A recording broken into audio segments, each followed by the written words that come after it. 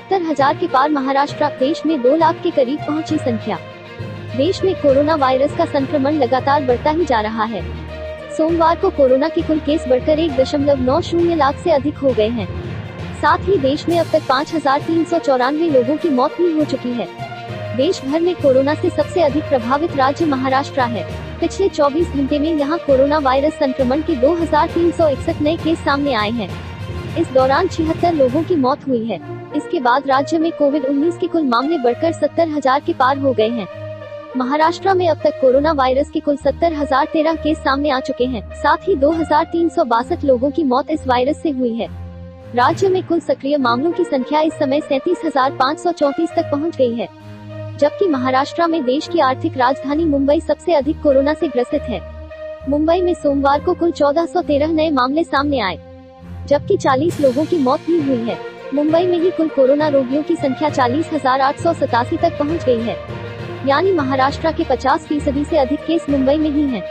इसके अलावा पिछले 24 घंटे में कोरोना से ग्रसित 193 मरीज ठीक होकर अपने घर गए। इन आंकड़ों को मिलाकर अब तक कुल 16,987 मरीज कोरोना को मात दे चुके हैं।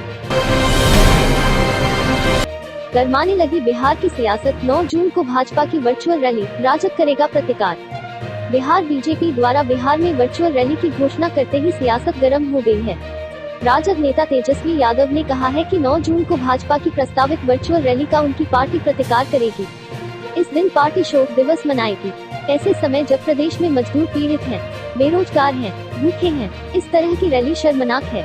इसलिए राजद बेबस मजदूर के सम्मान, गरीबों की भूख मिटाने और उनके अधिकार के समर्थन में लोगों से आग्रह करेगा कि वह अपने अपने घरों के बाहर थाली, कटोरा और लोटा बजाएं। अगर किसी के घर में यह बर्तन भी नहीं है तो वह केले का पत्ता दिखाकर मजदूरों का सम्मान और भाजपा की वर्चुअल रैली का विरोध कर सकता है। तेजस्वी यादव ने यह बातें अपने प्रदेश कार्यालय में औपचारिक संवाददाता सम्मेलन में कही। उन्होंने बताया कि मजदूरों के सम्मान में थाली बजाने का कार्यक्रम सुबह 10 बजे रखा गया है। इस दौरान सोशल डिस्टेंसिंग के नियमों का पालन किया जाएगा। उन्होंने कहा कि भाजपा की वर्चुअल रैली इस बात का प्रमाण है कि उसे गरीबों की नहीं केवल चुनाव की चिंता है। भाजपा सत्ता की मद में डूबी पार्टी है। उन्होंने बताया कि कोरोना के इस काल में सबसे 2 महत्वपूर्ण विभाग चिकित्सा और श्रम भाजपा के खाते में हैं। इन दोनों ही विभागों की स्थिति दयनीय है। इन विभागों के मंत्री पूरी तरह गैर जवाबदेह हैं। जब पाक के जासूसों से भारतीय अधिकारियों ने कहा समोसा जल्दी खा लो, तुम्हारा खेल खत्म। दिल्ली पुलिस की स्पेशल सेल ने रविवार को करोल बाग इलाके से पाकिस्तान हाई कमीशन के 2 वीसा अधिकारियों और उनके ड्राइवर को जासूसी के आरोप में रंगे हाथों पकड़ा। दोनों पाकिस्तान की जासूसी एजेंसी इसी के अधिकारी थे और भारत में वीसा अधिकारी बनकर आए थे। दोनों को वापस पाकिस्तान भेजने की प्रक्रिया पूरी की जा रही है। भारतीय अधिकारियों ने इन तीनों को पकड़ने के लिए जाल बिछाया। आरोपी आबिद हुसैन को करोल बाग इलाके में जब पकड़ा तब वह रेस्टोरेंट में समोसा खा रहा था। अधिकारियों ने उससे कहा, अपना समोसा जल्दी से फिनिश कर लो, तुम्हारा खेल खत्म हो गया है। सूत्रों के मुताबिक आबिद ताहिर दोनों पाकिस्तान की खुफिया एजेंसी इसी की साजिश को भारत में अंजाम देते थे, लेकिन इन्हें इस बात का जरा भी एहसास नहीं था कि इनके हर गतिविधियों पर नजर रखी जा रही है। जैसे ही ये दोनों दिल्ली के करोल बाग इलाके पहुंचे, स्पेशल सेल और मिलिट्री इंटेलिजेंस यूनिट अलर्ट हो गई। कुछ ही मिनट में आबिद और ताहिर सेना के दस्तावेज पाने के कामयाब हो गए। 5 पेज के कागजात में आर्मी के मूवमेंट और डिप्लॉयमेंट से जुड़ी अहम जानकारियां थी। तभी स्पेशल सेल और MIU की टीम ने आबिद ताहिर और उनके ड्राइवर को पकड़ा। 52% लोगों ने कहा, दिल्ली बॉर्डर सील करने का केजरीवाल का फैसला सही। दिल्ली के मुख्यमंत्री अरविंद केजरीवाल के 1 हफ्ते के लिए सीमा सील करने के आदेश पर अलग अलग तरह की प्रतिक्रियाएं आ रही हैं। कुछ लोग इसे सियासी नजरिए से देख रहे हैं तो वहीं कुछ लोग कोरोना के बढ़ते मामलों के बीच इसे जरूरी कदम बता रहे हैं। सोशल मीडिया पर लोग CM के फैसले पर सवाल खड़े करने लगे। ऐसे में navbharattimes.com ने पोल के जरिए लोगों की राय जानने की कोशिश की।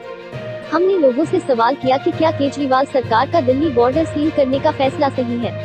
इस पर 52% लोगों ने हाँ में जवाब दिया, जबकि 45% लोगों ने इस फैसले पर असहमति जताते हुए नहीं का विकल्प चुना। 3% लोग इस पर असमंजस की स्थिति में दिखे। खबर लिखे जाने तक कुल 9,864 लोग इस सर्वे में हिस्सा ले चुके थे। 3 जून को मुंबई के तट पर पहुंचेगा निसर्ग चक्रवात, मुकाबले के लिए मुस्तैद है मुंबई। कोरोना वायरस से जूझ रही मुंबई पर अब चक्रवाती तूफान निसर्ग का खतरा मंडरा रहा है। मौसम विभाग के मुताबिक निसर्ग तूफान के बुधवार को मुंबई के तट पर पहुंचने की आशंका है।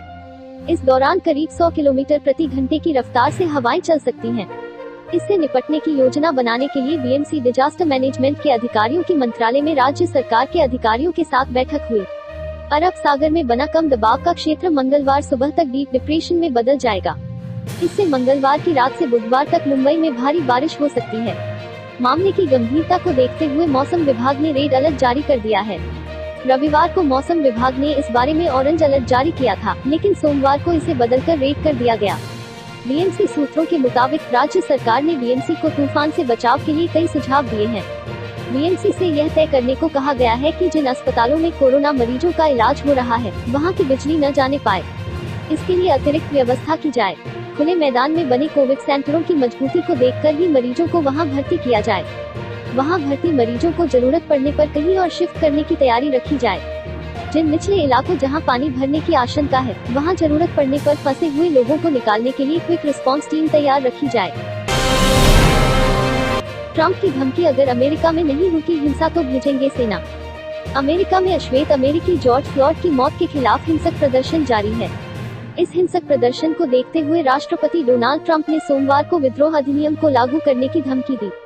यह सदियों पुराना कानून है जो राष्ट्रपति को देश में हो रही घरेलू हिंसा को खत्म करने के लिए अमेरिकी सेना को भेजने का अधिकार देता है।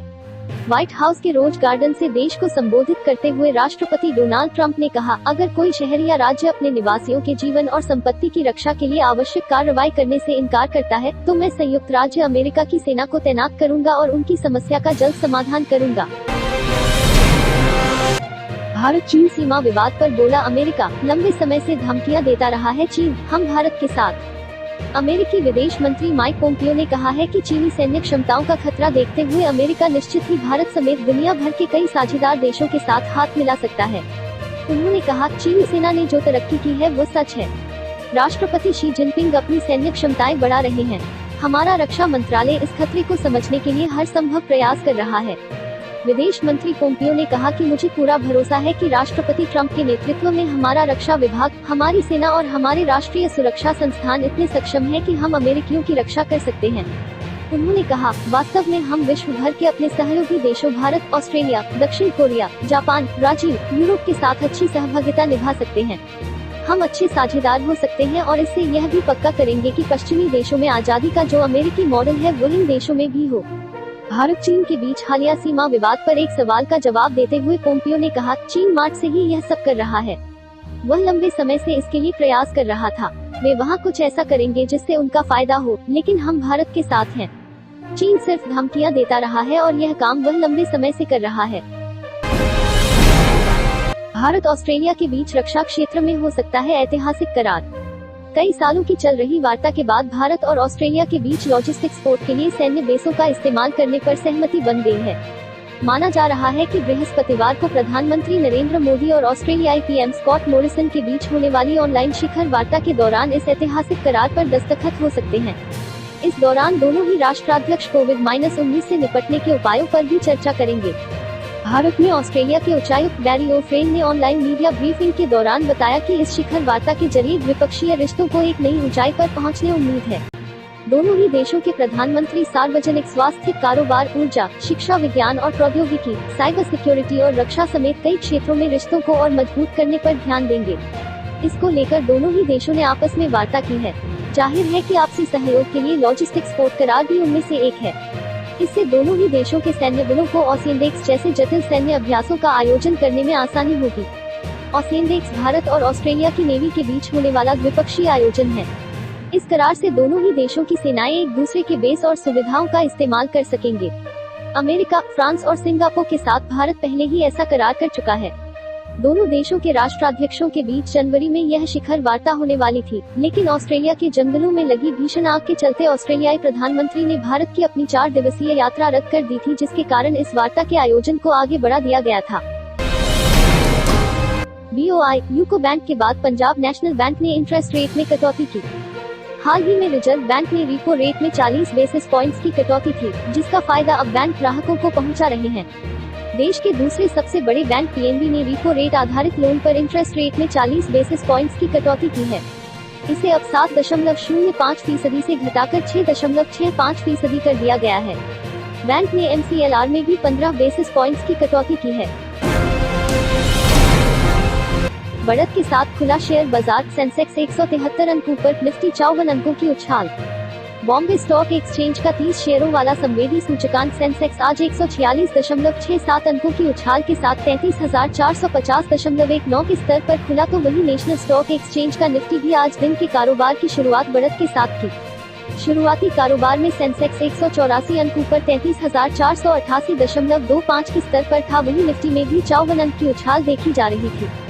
सोमवार को सेंसेक्स 879.42 अंकों की छलांग के साथ 33,303.52 के स्तर पर बंद हुआ था। वहीं अनलॉक के पहले दिन निफ्टी भी 245.85 अंकों की बढ़त के साथ के स्तर पर 9,826.15 लॉक हुआ। मेटल सेक्टर में जबरदस्त खरीदारी देखने को मिली थी।